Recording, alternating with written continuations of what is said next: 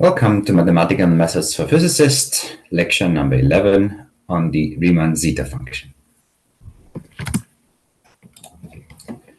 The Riemann Zeta function, zeta of s, is defined as the sum over the integers n is 1 to infinity of 1 over n to the power s for s, an argument that has real part larger than 0, larger than 1. For s in the real numbers, this function was studied by Leonhard Euler in the 18th century, and it has deep connections to number theory, in particular prime numbers. There are also important generalizations of the Riemann zeta function, such as the Dirichlet series. Euler studied this function back in the 18th century, and he found a deep connection to the prime numbers in such that the zeta function of argument s, which I defined as the sum here, is equal to the product p in the prime numbers of 1 over 1 minus p to the minus s. So for instance, for s is 2, we would have the Riemann zeta function, which is the sum over the inverse squares, such as 1 plus 1 quarter, plus 1 ninth, plus 1 16, plus 1 25th, and so on and so forth. We sum up this series, we find the result of about 1.65. And that's equal to 1 over 1 minus 2 to the minus 2, over 1 over 1 minus 3 to the minus 2, 1 over minus 5 to the minus 2, 7 minus 2, 11 minus 2, and so on and so forth. The reason that the function here is not called the Euler zeta function, but a different name, has to do with this gentleman, Bernhard Riemann, in the 19th century. So Riemann sort of wrote a very influential paper which was published in 1859, entitled On the Number of Primes Less Than a Given Magnitude. And in it, he studied this zeta function and extended Euler's definition for the zeta function to argument s in the complex numbers. He also established a relation between the zeros of the zeta function to the distribution of prime numbers. He also had a hypothesis on the non-trivial zeros of the zeta function. We'll talk about the trivial zeros a little later. And this Riemann hypothesis is an unproven hypothesis, which is one of the sort of big open problems in pure mathematics. And as such, it is an open Millennium Prize problem, meaning that there's $1 million for the mathematician who proves the Riemann hypothesis. Let's now go ahead and derive an integral representation for the zeta function. To do this, we start with the integral representation for the gamma function that we discussed in the previous lecture. So remember that gamma of s has an integral representation given in equation 11.4 in this way. And this integral representation in its normal form is applicable for real part of s larger than 1. If we now use a variable substitution in this integral such that t is an integer n times x, we find the result shown in equation 11.5. We now rewrite the equation by dividing by n to the power s on both sides and by gamma of s on both sides, so that on the left-hand side we have 1 over n to the s, and on the right-hand side we have 1 over gamma s times this integral. We now sum both sides over the integers n from 1 to infinity. We find that the left-hand side is the Riemann zeta function, zeta of s, and the right-hand side becomes a sum over this e to the minus tn, which can be solved in closed form, and it's just 1 over e to the t minus 1. So 11.7 represents an integral representation for the Riemann zeta function. Riemann showed that the function zeta of s can be analytically continued to the region where the argument has real part of less than 1. And he did that by using what is known as Riemann's functional equation, which is shown in equation 11.8. So it says that zeta over s zeta of s is equal to this combination that involves the gamma function of argument 1 minus s and the zeta function of argument 1 minus s. So given our known representation for the gamma function and the zeta function for argument real part of s larger than 1, this functional equation gives us access to the zeta function of s smaller than 1. So for instance, if you set s to minus 1, then on the right-hand side, this would involve zeta of 2, gamma of 2, both of which have well-known integral representations. So we can evaluate the right-hand side, and that gives us access of zeta of s of minus 1, for instance. Note that this functional equation is very similar to Euler's reflection formula for the gamma function that we talked about in the lecture on the gamma function. So now that we have the functional equation to give us access to the region of arguments in the whole complex plane, let's now try to calculate the function zeta of s for particular values of s. One value we can try to calculate, for instance, is zeta of 2. Should be zeta of 2 here. N is 1 to infinity, 1 over n squared, 1 over the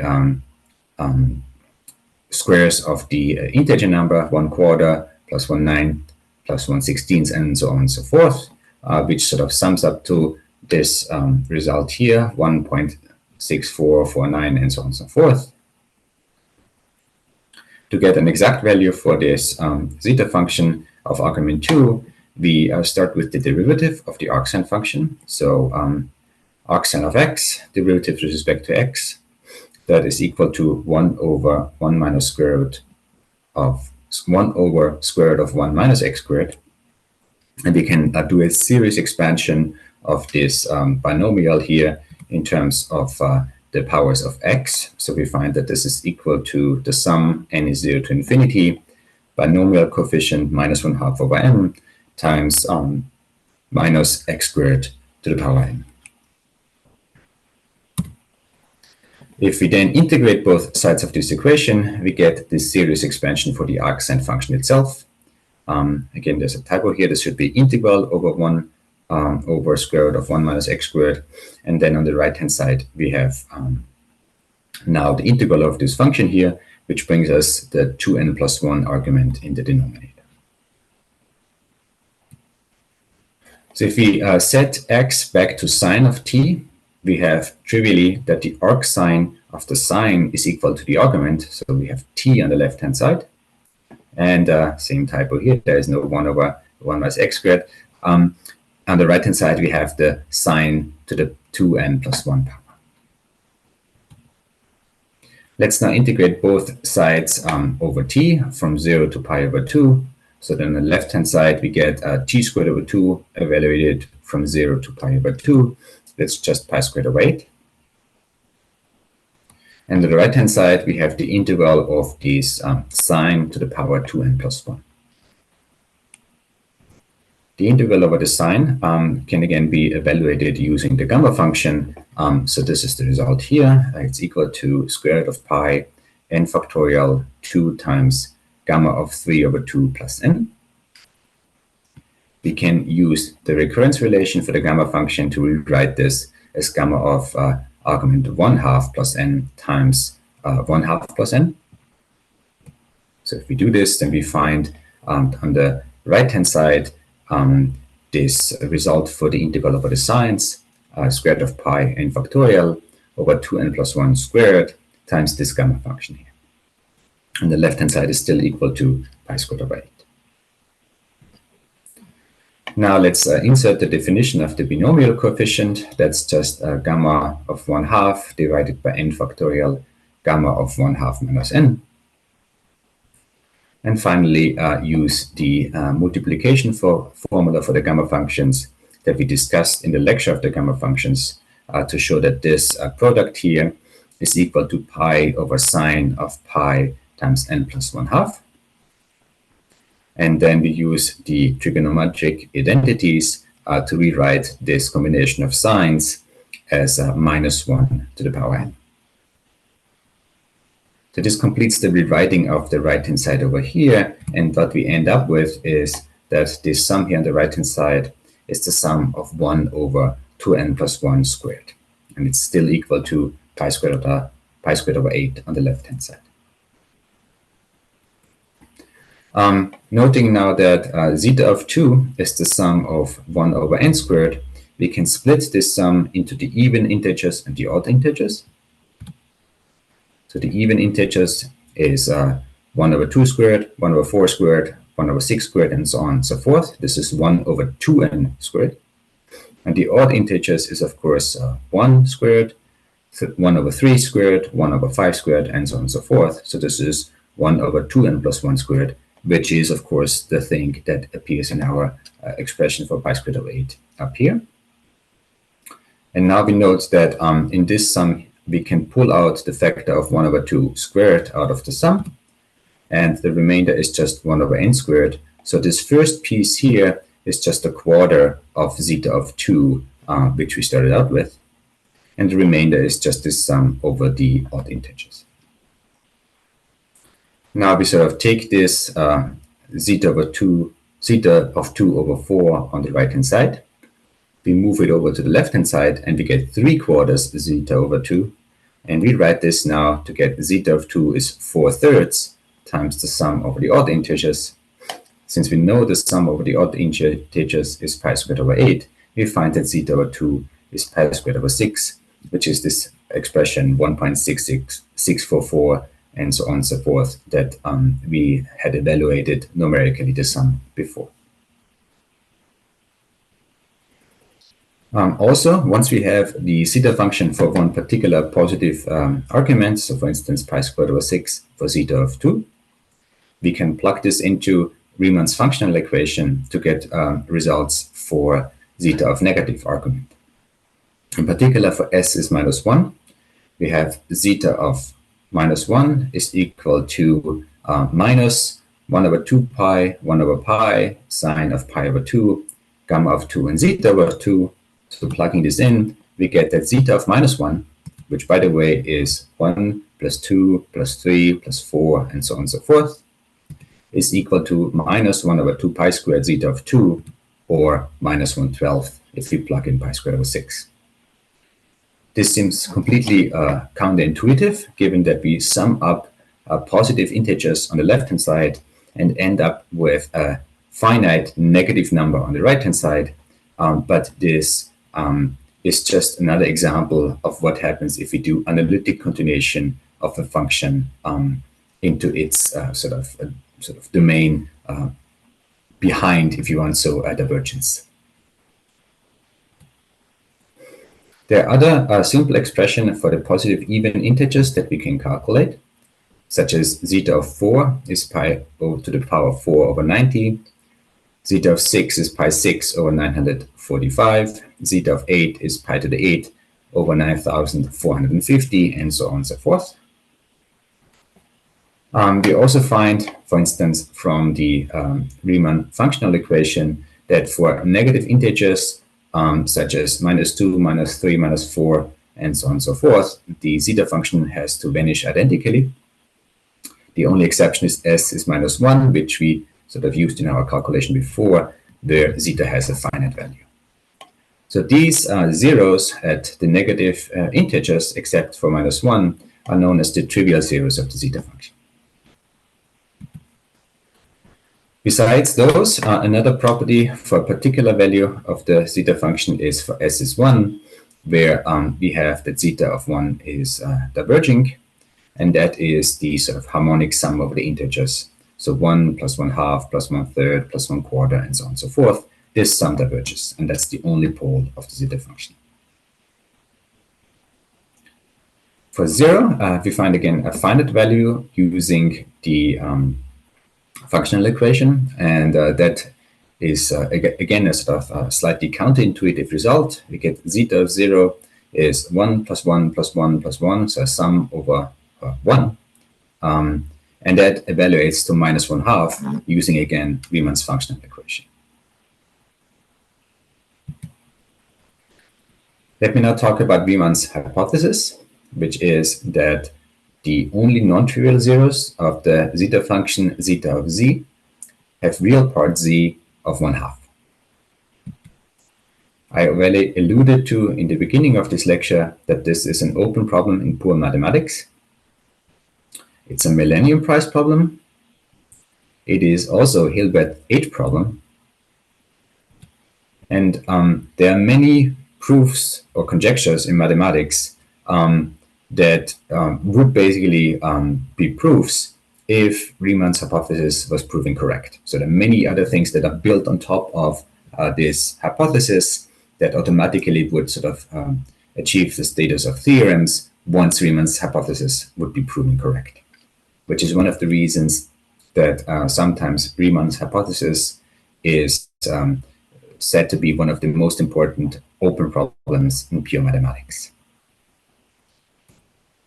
So here's a plot of the Riemann zeta function in the complex argument, in the complex z plane.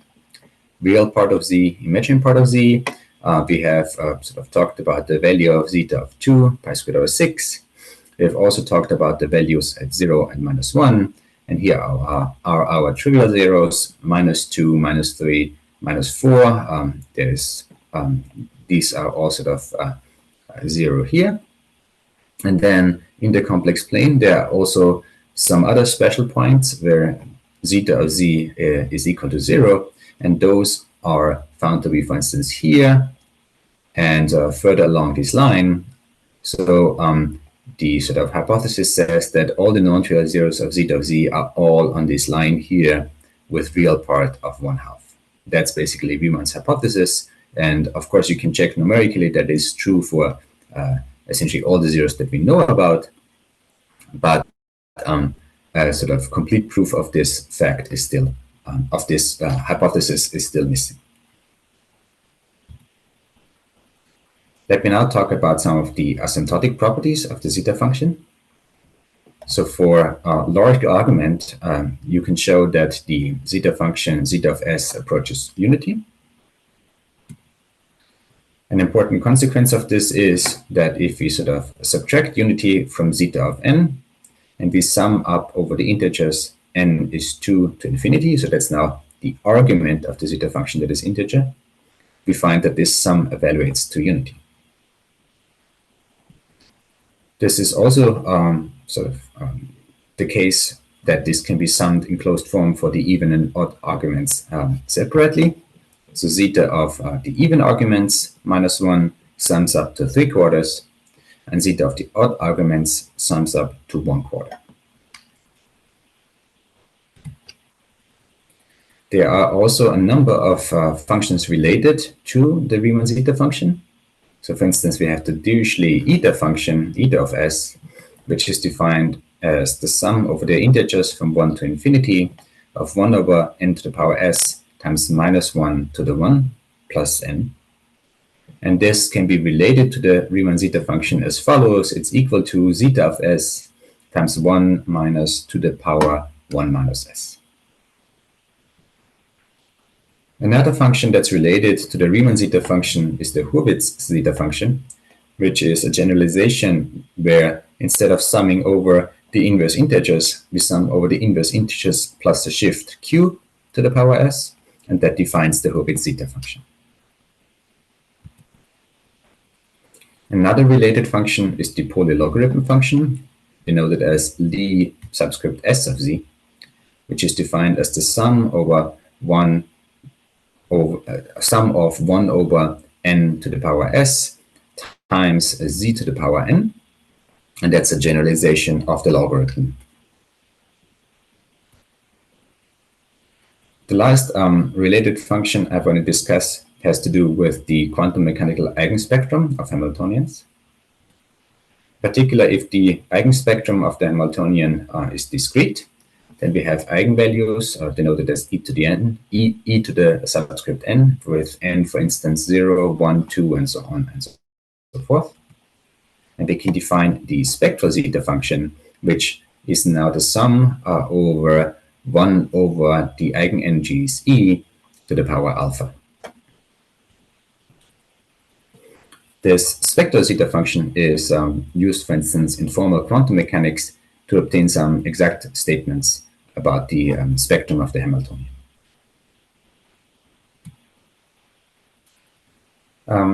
Lastly, I would like to give a physics application of the Riemann Zeta function.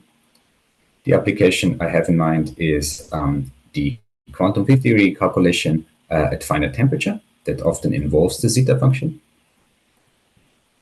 For instance, let's kind of consider the energy density of electrodynamics. So the energy density in electrodynamics, also known as blackbody radiation energy density, is given as 2 for the 2 photon polarizations times an integral over momenta times the Bose-Einstein distribution function NB of k. So NB is 1 over the exponential of k over the temperature T minus 1. If we expand the distribution function in powers of the exponential here, we get that the energy density epsilon is twice the sum over this integral. And the integral is now an integral that only involves the exponential function, which is something we can do in closed form. So if we do the angular integrals, we end up with the form that only involves the radial part of the momenta k. We can also do the integral over the momenta k because this is an exponential integral, as I said before. And we find that the energy density epsilon is equal to twice the sum from 1 to infinity times this argument here, 3 factorial temperature to the 4th power over 2 pi squared over n to the 4. And of course, the sum over the integers of 1 over n to the 4 is nothing else but the zeta function of argument 4, so zeta of 4 here, which evaluates to pi to the 4 over 90. So if you plug this in, we find the energy density of blackbody radiation is given as pi squared t to the 4 over 15. This result is, of course, calculated in natural units as usual in this course. We can, however, convert from natural units to SI units by restoring the appropriate powers of K. Boltzmann, the speed of light c, and the Planck quantum h bar. So we find that in SI units, epsilon is given as pi squared over 15, k to the 4 over c squared h bar cubed times temperature to the 4. And we can compare this to Stefan's law of radiation, which states that epsilon over 4 pi is equal to the Stefan-Boltzmann constant sigma times temperature to the 4 times 1 over pi. And then we can compare these two formulas to read off the value of the Stefan-Boltzmann constant derived in quantum field theory as pi squared over 60, k to the 4, c squared over h bar cubed. And if you sort of plug in the values of these fundamental constants, we find that the Stefan-Boltzmann constant in SI units is about 5.7 times 10 to the minus 8 watts per square meter per Kelvin to the 4, which is the value that sort of was found experimentally by Stefan earlier. This brings me to my summary. We discussed the Riemann Zeta function. We learned that zeta of s is an analytic function in the complex domain, except for the simple pole at s is 1. We learned that zeta possesses an integral representation and that it has trivial zeros for the negative integers. We also learned that there are a number of non-trivial zeros, which if you can prove that these are all having real part of s is 1/2, will earn you $1 million through the Millennium Prize. We discussed generalizations of the zeta function, such as polylogarithms and the spectral zeta function. And we discussed an application of the zeta function to calculate the Stefan-Boltzmann constant in blackbody radiation. Thank you for your interest.